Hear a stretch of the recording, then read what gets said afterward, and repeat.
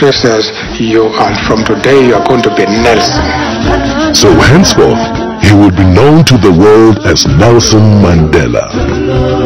As the son of a chief, Nelson Mandela had access to the best education available to black people in South Africa at the time. Studying at Fort Hare University, where he first became involved in student protest, his refusal to accept injustice, unfairness, and inequality would last a lifetime.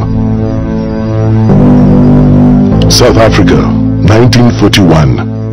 In his early 20s, Nelson Mandela moved to Johannesburg, where he first encountered the racial discrimination that would later become entrenched in law by the apartheid government.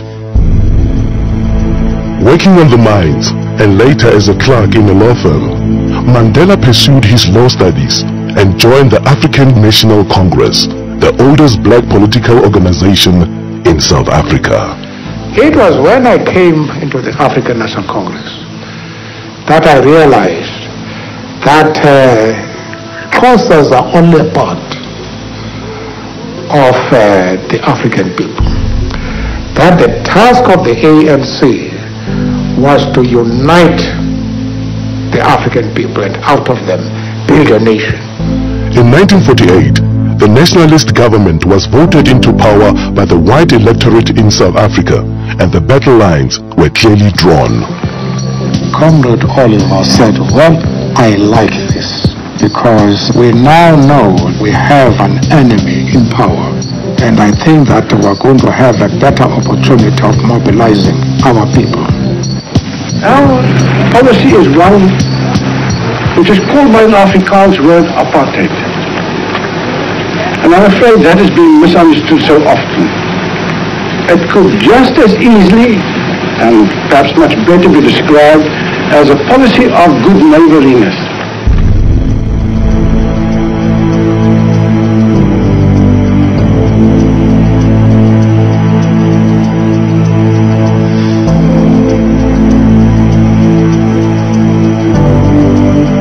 In 1955, the ANC and other organizations called upon people of all races to gather in Cape Town to approve the Freedom Charter, a blueprint for a free, democratic and multiracial South Africa in which all races would be treated equally.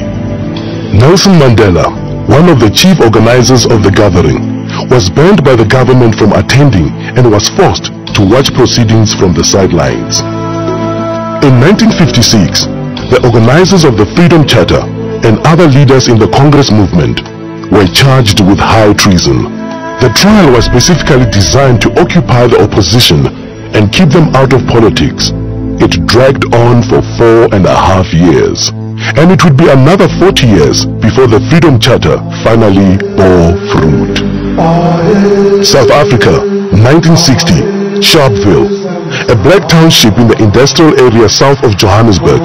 A peaceful crowd gathered to protest against the pass laws was shot at by police. 69 people died. The nationalist government imposed martial law. All opposition was banned and thousands were jailed.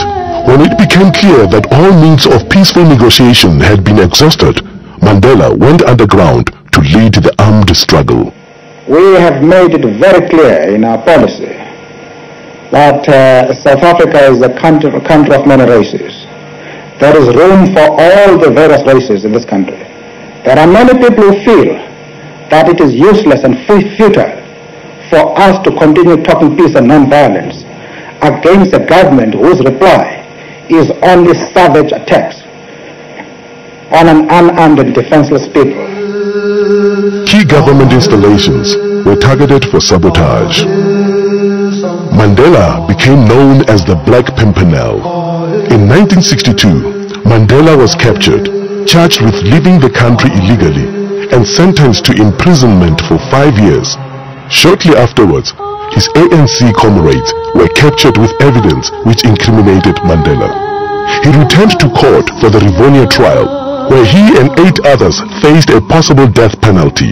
The very speech which was made by Nelson consolidated the spirit of the people outside, because it was a defiant spirit.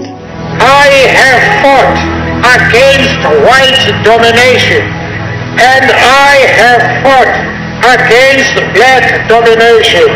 I have cherished the idea of a democratic and free society in which all persons live together in harmony and with equal opportunity. It is an ideal which I hope to live for and to achieve. But if need be, it is an ideal for which I am prepared to die. When Nelson Mandela and several of his colleagues were sentenced to life imprisonment in 1964, the political convicts were sent to Robben Island, the bleak island prison off the Western Cape Coast. Nelson Mandela was 45 years old when he became prisoner number 466 of 1964.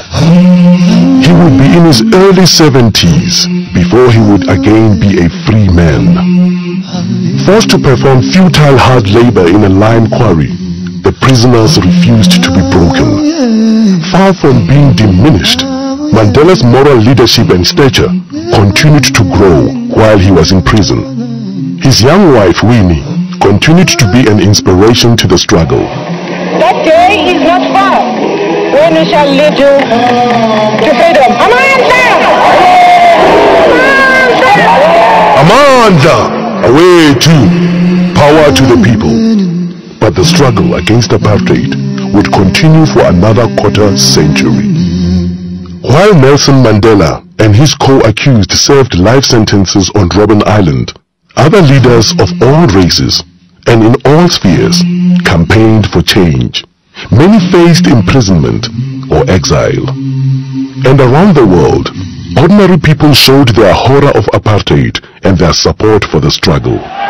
The purpose, friends, of this boycott is for the people of Britain to register on the widest possible scale their passionate protest against an evil and repulsive doctrine which says that a man's legal status, a man's political rights, a man's economic opportunities, a man's social position shall depend solely upon the color of his skin. But in 1976, Soweto school children marched in protest and townships around the country erupted in violence. It was the beginning of the end for apartheid, but the struggle dragged on for more than a decade as the Afrikaner nationalist government clung to power. I've been here and patient. Don't push us too far. In the late 1980s, amid a tide of world pressure, the South African government was forced to accept the inevitable and began dismantling apartheid.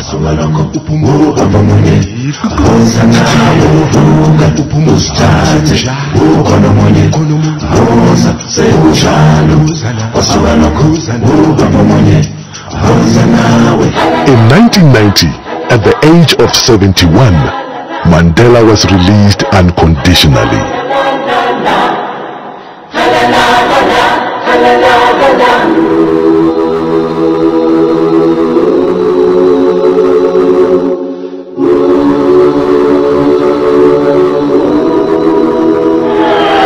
I stand here before you not as a prophet, but as a humble servant of you, the people. A place the remaining years of my life in your hands. After leading negotiations for a new South Africa, Nelson Mandela cast his vote in the first free and democratic elections and became the country's first black president. Never, never, and never again shall it be that this beautiful land will again experience the oppression, of one by another.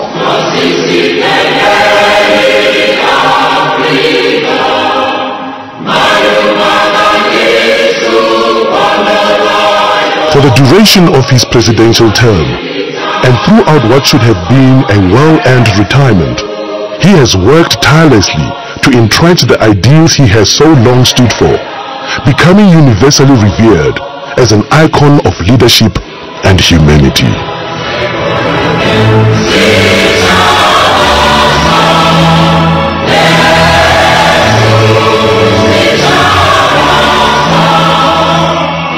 When I told one of my advisors a few months ago that I wanted to retire, he growled at me, "Coach, you are retired." If that is really the case, then I should say, I now announce that I'm retiring from retirement. But in his retirement from retirement, Nelson Mandela has continued to give his support and generosity in countless ways, creating an enduring legacy through the Nelson Mandela Foundation, the Nelson Mandela Children's Fund, the Mandela Rhodes Foundation, the Nelson Mandela Institute for Education and Rural Development, and the 46664 campaign. Through 46664, he continues to lend the full force of his extraordinary talent, intellect, and heart to a problem that faces not only his own country, but the world at large. Nelson Mandela, Madiba, we salute you.